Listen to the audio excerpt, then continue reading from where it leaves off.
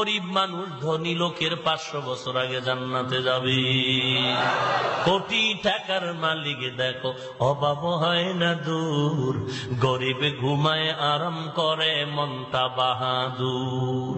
ফেরাউনের লাশটা দেখো মিশর জাদু ঘরে, খায় না মাটি পোকা মাছি সবাই ঘৃণা করে। হৃদয় থাকিবে যার নম্রতা সদা, রহমত আসিবে সেটা প্রভুর ওয়াদা। বড়র বড়াই থাকলে দিলে রহমত আসবে না, নিজেকে নিজে ছোট মনে করিও সদা। উঁচু জমিন থেকে পানি নিচু জমিনে যায়, তেমনি খোদার রহমত আসে নম্রতার হৃদয়। ভোগ বিলাসের বাড়ি গাড়ি পরে রবে সব, ভোগ বিলাসের বাড়ি গাড়ি পরে রবে সব।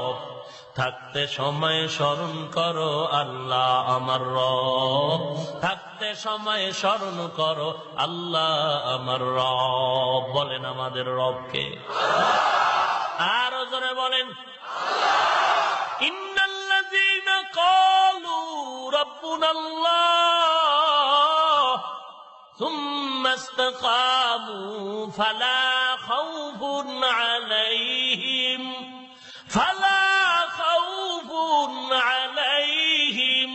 ওয়ালা হুম ইয়াহজানুন।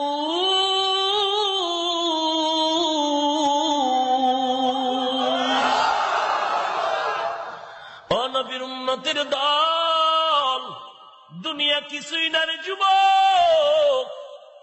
আমি বারবার বলি রে ভাই, পাও দুটো আগায় দাও, আমি তোমার পায়ে হাত রেখে বলি কোনো হিংসা নাই। তোমার পায়ে হাতটা রেখে বলি রে বাবা, টুপির কারণে সম্মান কমে নাই, না খায় মরি না, আল্লাহ বড় সম্মান দান করেছেন। ও আল্লাহর গোলাম, আমি বলি না যে তুমি আমার মতো টুপি মাথায় দিয়া হুজুর হয়ে যাও, আমি একবারও বলি না যে আমার মতো তোমরা হুজুর হয়ে যাও, একবারও বলি না। বরং যুবক, তুমি স্কুলে আসো থাকো, কলেজে পড়ো পড়ো, ভার্সিটিতে আসো থাকো। তুমি স্কুলে পড়ো পড়ো, কলেজে পড়ো পড়ো, ভার্সিটিতে পড়ো পড়ো, ব্যবসা করো করো, চাকরি করো করো, তুমি ড্রাইভারি করো করো, শ্রমিকের কাজ করো করো, তুমি যেখানেই আসো থাকো, কোনো বাধা নাই। তবে আমার আবদার হলো, তুমি যেখানেই থাকো ওখানে থেকেই তুমি নবীর আদর্শের মালাটা গলায় লাগাও। হামসিরাতে মুস্তফা দর তামামি হালে উকুন ইত্তেবায়ে সুন্নতে খায়রুল বাশার গিরে লাজিম তাবয়াবি আয় পেশার। সুপ্রিয় দর্শক শ্রোতা, মাওলানা হাফিজুর রহমান সিদ্দিকী এর নতুন নতুন আরো ওয়াজ পেতে আমাদের সঙ্গে থাকুন, আমাদের চ্যানেলটি সাবস্ক্রাইব করুন। ধন্যবাদ। নবীর উম্মত, আল্লাহর অর্ডারে নবী তাই করলেন, ধুলা ছিটায় বের হয়ে গেলেন। একটানা নবী অন্ধকার রাত, পাহাড়িয়া জঙ্গল পেরিয়ে নবী হেঁটে হেঁটে আবু বকরের ঘরের কিনারায় গিয়া ডাক দিলেন, আবু বকর। নবী আস্তে করে ডাক দাও মাত্র নবীর সাহাবী আবু বকর বলেন, লাব্বাইক ওয়া সা'দাইক ইয়া রাসূলুল্লাহ।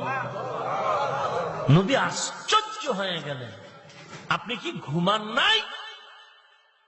আবু বকর চোখের পানি ছেড়ে কসম করে বললেন, নবী আল্লাহর জাত ও সিফাতের কসম, আপনি 2-2.5 বছর আগে আমার কানে কানে বলেছিলেন হিজরতের পথে আমি হব সঙ্গী। ও পয়গম্বর, আল্লাহর শপথ করে বলি, ওই 2.5 বছর আগের থেকে আপনার এই কথা শোনার পর আমি যতই ব্যস্ত থাকি, রাতের বেলা দরজার কিনারায় দাঁড়ায় থাকি, একটা সেকেন্ডও ঘুমাই না।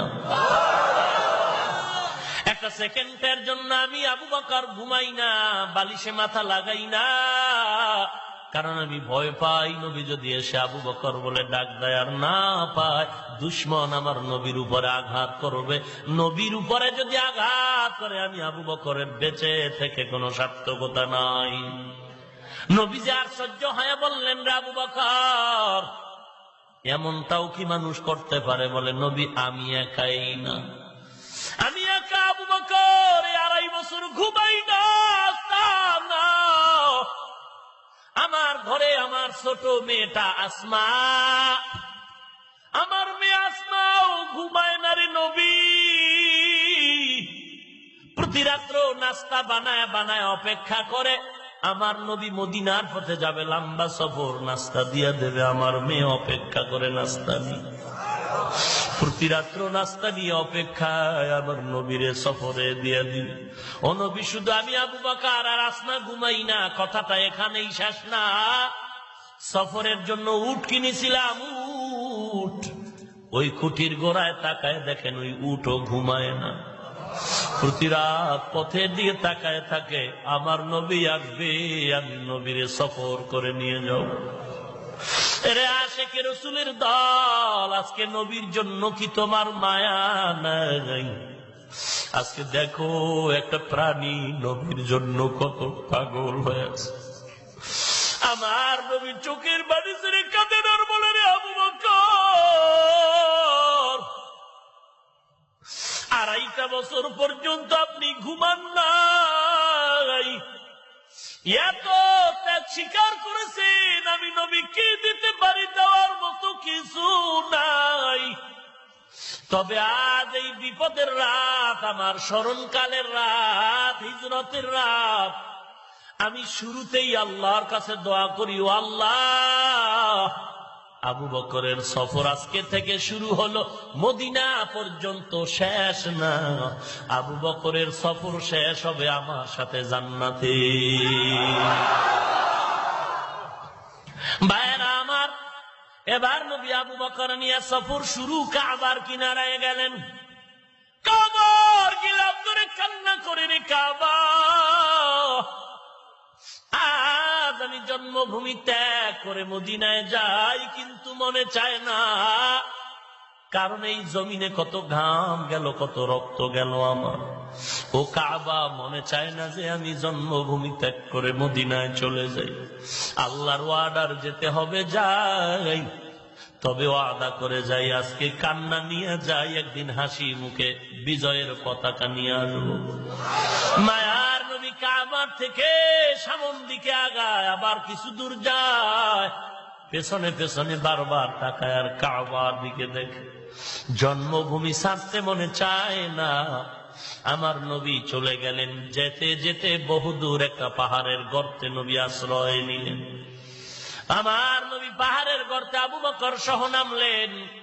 গর্তের মুখ মাকড়সায় জাল বুনে দিল, কবুতর ডিম পাড়তে আরম্ভ করলো। আমার নবী নামাজ আদায় করলেন, এরপরে আবু বকরের উরু মোবারকের উপরে নবী মাথা মোবারক রেখে আরাম করলেন। আবু বকরের চাদর ছিঁড়ে ছিঁড়ে ভেতরের ছোট ছোট গর্তগুলো আটকায় দিলেন। একটা গর্ত আটকাতে পারে নাই, ওই গর্ত আবু বকরের পায়ের গোড়ালি চাপ দিয়া ধরে রাখলেন। ওই গর্তের ভেতরে ছিল একটা সাপ। বহুদিন ধরে আমার নবী সাক্ষাতের অপেক্ষায়।